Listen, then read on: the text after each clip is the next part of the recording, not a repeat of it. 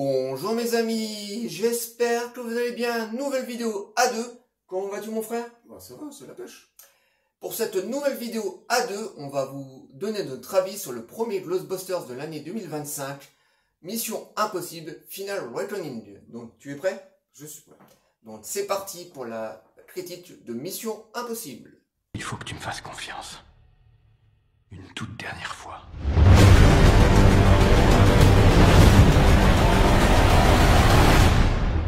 Mission Impossible Final Reckoning. Alors, tu commences ou je commence? Vas-y, commence. Allez, c'est parti. Alors, que dire sur ce nouveau Mission Impossible? Alors, si vous vous rappelez bien, j'avais fait une critique très rapide sur Dead Reckoning, donc l'avant-dernier Mission Impossible, où je vous avais dit que c'était le Mission Impossible de trop, que c'était une saga qui commençait à un peu trop ronronner pour moi. On avait toujours... Alors, le film était toujours bien shooté, parce que Christopher McQuarrie est un bon réalisateur, mais voilà, on avait trop les ressorts des films précédents qui revenaient. Donc, Tom Cruise qui court, Tom Cruise sur une moto qui dégringole une falaise, enfin, voilà. On avait les ressorts qui revenaient en permanence et ça venait vraiment trop ronflant pour moi et on n'avait vraiment plus rien de nouveau. Et ben, c'est le cas pour cette deuxième partie Mission Impossible Final Reckoning. Et en pire, parce que voilà, c'est un film qui est vraiment surgonflé sur tous les plans. Déjà, le film dure 2h50, et par rapport à ce qu'il a raconté, surtout qu'on est dans une deuxième partie d'une histoire, et ben c'est beaucoup trop long. Moi, j'aurais coupé le film au moins de 30 minutes, facile, hein, voire même un peu plus.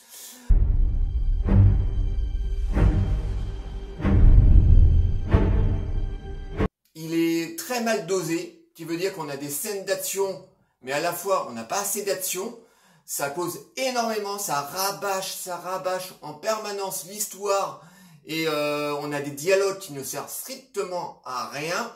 Au niveau des personnages, on ne voit que Tom Cruise. Alors David et moi on adore Tom Cruise, hein, c'est le dernier grand géant d'Hollywood, hein, vraiment quand il y a Tom Cruise dans un film, c'est vraiment une valeur sûre, parce que il sait jouer, il sait faire des scènes de cascade, mais là c'est vraiment à la gloire de Tom Cruise. Alors tous les personnages qu'il y a autour, les membres de Mission Impossible et même les chefs de l'organisation Mission Impossible sont juste des faire-valoir pour donner du sel au personnage de Tom Cruise. Donc c'est un film à la gloire de Tom Cruise. Nos vies sont la somme de nos choix. Comme je vous disais à l'instant, le film est très mal rythmé, donc 2h50 de film pour une deuxième partie d'une histoire, franchement ça aurait pu tenir largement sur 2 heures, voilà, ça aurait pu resserrer le film beaucoup plus, on aurait eu un rythme beaucoup mieux rythmé, et on aurait eu, parce que dans le film, comme je vous disais, on a très peu d'action, on a en fait 3 grosses scènes d'action, au début, au milieu et à la fin. Alors de très bonnes scènes d'action, hein. Je suis pas en train de dire que les scènes d'action sont pas bonnes, mais on en a vraiment très peu. Et la première partie de ce film, donc la première heure, elle est chiante, mais elle est chiante. Ça jatte, et ça n'arrête pas de rabâcher l'histoire qu'on avait déjà dans la première partie. Donc ça rabâche l'histoire, en plus on en ponctue d'énormes flashbacks des épisodes précédents, parce qu'on veut nous faire comprendre en fait que toute la saga Mission Impossible, eh ben, elle est reliée à travers ce film, voilà, en fait que tous les événements à partir du premier film, eh ben, ont une conséquence dans ce Final Reckoning, et c'est chiant, et on voit des personnages comme ça qui sont autour des tables, qui jatent, mais vraiment des dialogues qui ne servent à rien, qui n'avancent pas, qui ne fait pas avancer l'histoire. Quand la certitude doit être absolue, quand la réussite semble impossible. Et à côté de ça, on va voir des scènes d'action comme ça qui vont ponctuer comme ça, alors des petites scènes, voilà, de baston. Alors des scènes d'action qui sont sympas. Une des premières scènes d'action qu'on a du film, c'est quand la scène d'action dans la prison où ils vont libérer la méchante, la blonde là. Mais à côté de ça, on a beaucoup trop de dialogues. Le film est mal dosé. Alors pour moi, les scènes vraiment, la scène d'action, moi, qui m'a vraiment impressionné, et vraiment, elle est super bien filmée. Il y a une tension de dingue. Bien entendu, c'est la scène dans le sous-marin qui dure assez longtemps, qui se trouve à peu près dans les troisième acte du film, où on a Ethan Hunt qui rentre dans un sous-marin pour récupérer un objet très important du film, parce que j'ai pas envie de vous révéler l'histoire du film, hein, voilà, même si vous la connaissez déjà un tout petit peu à travers la première partie, mais cette scène est vraiment impressionnante, voilà, elle est tendue comme un string, en plus la musique va très très bien, donc et comme ça il arpente les coursives de sous-marins pour aller récupérer ça, ça tourne, la caméra tourne, et c'est vraiment une scène pour moi qui est la meilleure scène d'aventure, d'action du film. Si toutefois il l'accepte. Pour chaque vie que vous avez voulu sauver. Ensuite, on a la grosse scène de fin où on a Tom Cruise, bien entendu, qui est accroché à l'avion. D'ailleurs, encore une fois, ils ont fait une grosse partie de la production, de la production de la promo du film, merci, a été fait sur cette fameuse scène où on voit Tom Cruise sur l'aile de cet avion. Donc, c'est très très bien, mais encore une fois, c'est Tom Cruise qui nous fait montrer que c'est un bon cascadeur, et ça on le sait. Donc effectivement, il a tourné une grande partie de la scène sur l'avion. Bon, il y a 2-3 plans, vous verrez. Nous, avec David, on a capté un petit peu les fonds verts. Bon, c'est très bien fait, hein, c'est bien maquillé. Mais voilà, à un moment, il n'est pas vraiment sur un avion en vol. Mais on va dire à 90% de la scène, il est vraiment accroché à l'avion, quoi. Et donc, c'est une scène qui est sympa, mais on l'a déjà vu dans les Missions Impossibles précédents. Il a déjà été accroché à un avion. Il a été accroché, par exemple, sur la tour Khalifa à Dubaï. Donc, ce genre de scène, en fait, elle était impressionnante, mais c'est du déjà vu, quoi. Voilà, donc on sait que Tom Cruise est capable de faire ça, et donc, pour moi, elle est moins impressionnante que la scène dans le sous-marin, quoi. Et bon, c'est une scène qui est quand même très sympa. Vous en avez risqué des millions d'autres. Mais, voilà. C'est un film qui est beaucoup trop long. C'est un film qui manque d'action. C'est un film qui est beaucoup trop explicatif. Et ça rabâche en permanence. Il y a beaucoup trop de personnages qui sont mis de côté. Vraiment, les membres de Mission Impossible sont juste placés là pour donner du sel au personnage de Ethan Hunt. Ethan Hunt, d'ailleurs, qui n'est plus vraiment un agent secret, là, c'est le Messie, là, limite, hein, voilà. Il est Jésus-Christ, il peut rien lui arriver, c'est le seul homme sur Terre à libérer la Terre, enfin, à sauver la Terre. Parce que là, on a vraiment notre ère qui est à 2 doigts de s'éteindre, dû au grand méchant du film, donc cette AI, donc l'entité, cette intelligence artificielle qui est là pour dominer le monde, hein, c'est un peu, en gros, un peu le scénario de Terminator, mais à la sauce Mission Impossible et Tom Cruise, et là, c'est plus du tout un agent secret, là c'est le Messie, c'est à la gloire de Tom Cruise, et ça se voit vraiment beaucoup trop. Et donc, c'est pour moi une semi-déception. Alors, je ne l'ai pas détesté totalement parce que, encore une fois, c'est un film qui est bien tourné. Christopher McQuarrie, c'est un bon réalisateur. Mais le problème, c'est que je pense que Tom Cruise étant producteur, il aurait dû faire appel à un autre réalisateur pour avoir une autre vision. Parce que la grande avantage de cette saga, c'est que les 4 premiers ont été réalisés par 4 réalisateurs différents. Et donc, on avait 4 visions différentes de la saga Mission Impossible. Et c'est ça qui apportait la petite nouveauté à chaque fois qu'on avait des nouveaux épisodes, c'est que chaque réalisateur venait avec leur style. À partir donc du 5e, là on avait que Christopher McQuarrie et Tom Cruise qui étaient aux commandes de cette saga. Et c'est à ce moment-là ça commençait à ronronner parce que de film en film on avait tout le temps les mêmes mécanismes qui revenaient. Et arrivé jusqu'à ce dernier épisode, là c'est un peu de trop, quoi. C'est vraiment un film surgonflé sur tout, quoi.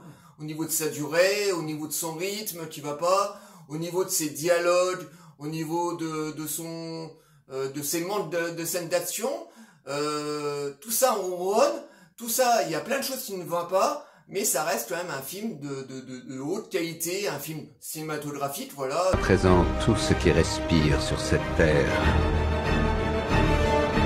Très beau visuellement, les acteurs jouent plutôt bien, Tom Cruise est très bien, même si on en fait trop sur lui.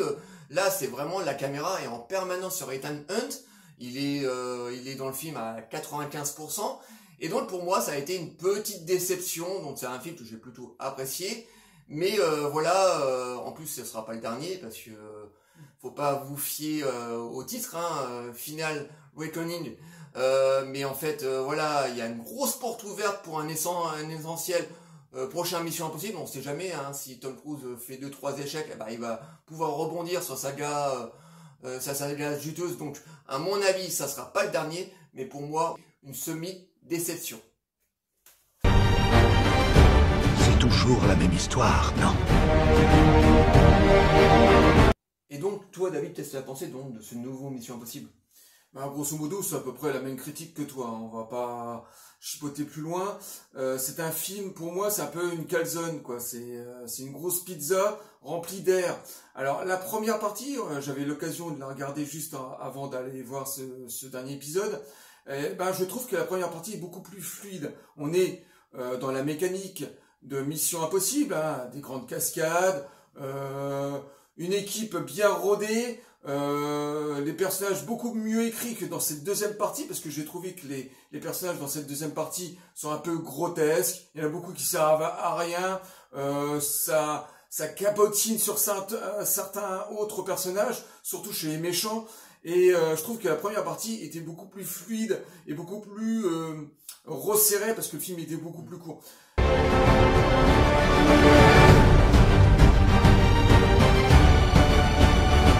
Dans cette deuxième partie, surtout la première partie, c'est extrêmement long, explicatif. On te rabâche en permanence les enjeux de l'histoire et des intrigues de la mission de Ethan Hunt, en disant que voilà, t'es le dernier espoir de l'humanité. Voilà, tout se repose sur ses épaules. Et le film rame pendant 1h20 quasiment avec que des dialogues insipides et des personnages qui sont pas forcément très bien écrits.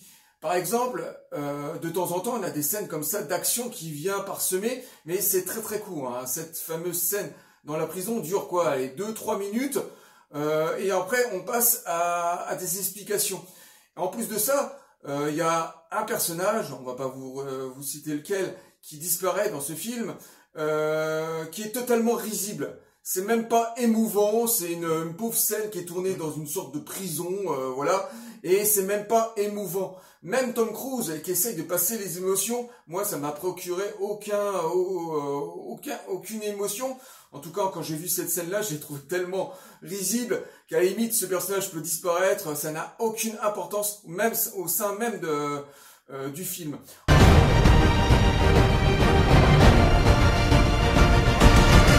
Ensuite, la deuxième partie, c'est là où Ethan Hunt est parti pour arrêter l'entité.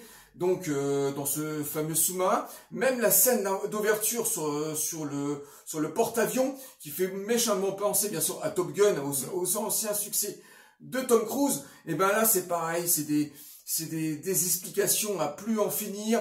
Alors, il y a des personnages sur ce bateau-là, sur le porte-avions, qui arrête pas de dire à Ethan Hunt, voilà, t'es le seul espoir de l'humanité.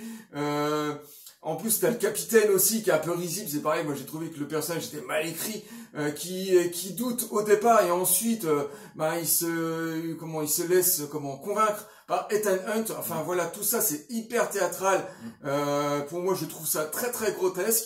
Et ensuite, bien sûr, cette grande scène de plongée où Ethan Hunt va risquer sa vie. Alors là, je suis tout à fait d'accord avec toi. Ça fait penser à Abyss. La scène est extrêmement bien filmée, mis en lumière par Macquarie, avec une mise en scène vraiment aux petits oignons, avec de très belles couleurs, une belle photographie, avec une tension permanente. On a toujours peur pour lui, même si on sait bien sûr qu'il n'y arrivera strictement rien, parce qu'on connaît la saga Mission Impossible, donc c'est la meilleure scène du film. On a toujours été du bon côté, mon frère. n'ai pas de regrets. Et ensuite, le dernier acte, on revient sur le schéma classique de Mission Impossible, avec Ethan Hunt qui va essayer d'arrêter Gabriel, ce grand méchant à la Scooby-Doo, parce que dans cette deuxième partie, il n'est pas du tout traité de la même façon que dans la première partie, où il était beaucoup plus classe, je dirais, à une classe à britannique comme ça. Dans celui-là, c'est un petit peu le méchant à la Scooby-Doo.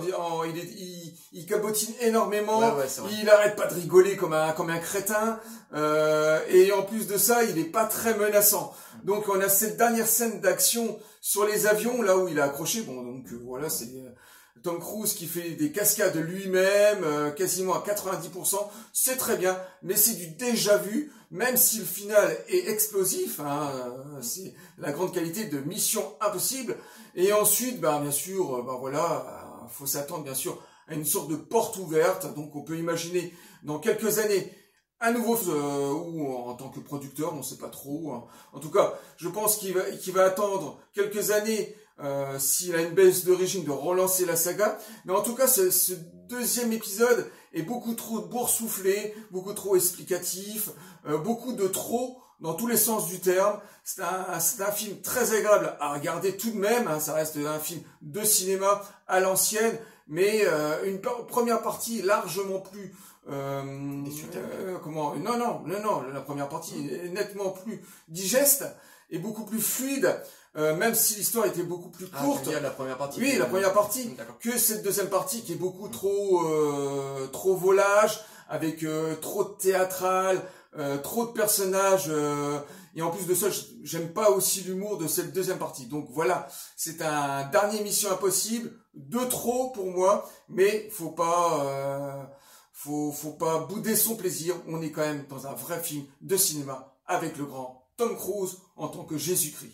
Voilà. Oui, Jésus-Christ, tu l'as bien dit. Ouais, c'est même plus un agent secret.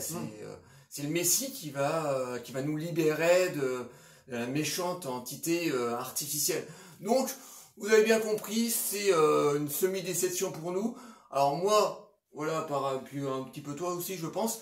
Voilà, on n'a pas boudé notre plaisir qu'on veut, parce que c'est vrai que c'est bien réalisé, c'est un film cinématographique, mais voilà, c'est une saga qui devrait s'arrêter. Moi, je l'ai dit, j'ai pas eu peur à le dire pour la première partie, donc Dead Reckoning, que c'est une saga qui ronronnait déjà depuis quelques années, que ça devait s'arrêter, et là, franchement, oui, c'est un peu l'épisode de trop, c'est l'épisode qui dure beaucoup trop longtemps pour ce qu'il a raconté, et donc, voilà, tout ça devrait s'arrêter, et Tom Cruise devrait s'atteler à des projets différents. Voilà, c'est un très bon acteur, et il devrait faire un petit peu autre chose. Donc ça a été une petite déception pour nous deux. Voilà.